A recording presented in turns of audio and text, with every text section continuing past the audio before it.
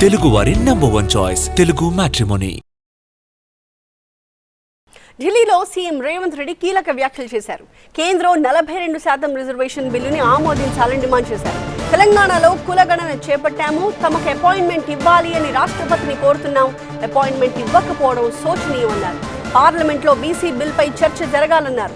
రిజర్వేషన్ల బిల్లు ఆమోదించకపోతే మోదీని గద్దె దించుతాము అంటున్నారు సీఎం రేవంత్ రెడ్డి. నరేంద్ర మోడీ గారు ఇచ్చిండ్రా సరే ఇవ్వకపోతే నరేంద్ర మోడీ గారిని గద్దె నుంచి దించి రాహుల్ గాంధీ గారిని దేశానికి ప్రధానమంత్రిని చేసి 42% రిజర్వేషన్లు సాధించే వరకు కాంగ్రెస్ పార్టీ విశ్రమించబోదు. ఖచ్చితంగా రాష్ట్రపతిని మేము అపాయింట్మెంట్ అడిగి చాలా రోజులైంది. ఇప్పటి వరకు రాష్ట్రపతి గారు మాకు అపాయింట్మెంట్ ఇవ్వలేదు. ఇది శోచనీయము. మేము ఎదురు చూస్తున్నాం. రేపటిలోగా రాష్ట్రపతి గారు మాకు అపాయింట్మెంట్ ఇచ్చి మా సమస్యను విని పరిష్కరిస్తారని మేము ఆశిస్తున్నాము. ఒకవేళ రాష్ట్రపతి గారు మాకు అపాయింట్మెంట్ ఇవ్వలేదంటే ప్రధానమంత్రి గారు ఒత్తిడి ఉన్నది రాష్ట్రపతి గారి మీద అని మేము భావించవలసి వస్తుంది.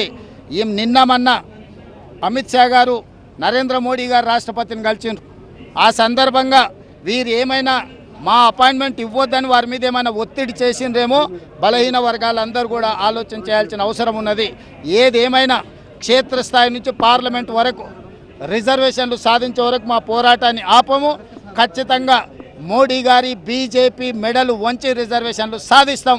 లేకపోతే మోడీ గారిని కుర్చీ మీద నుంచి దించి రాహుల్ గాంధీ గారిని ప్రధానమంత్రిని చేసి మేము రిజర్వేషన్లను సాధించుకుంటామని చెప్పి ఈ సందర్భంగా మీ అందరికీ తెలియజేస్తున్నాం.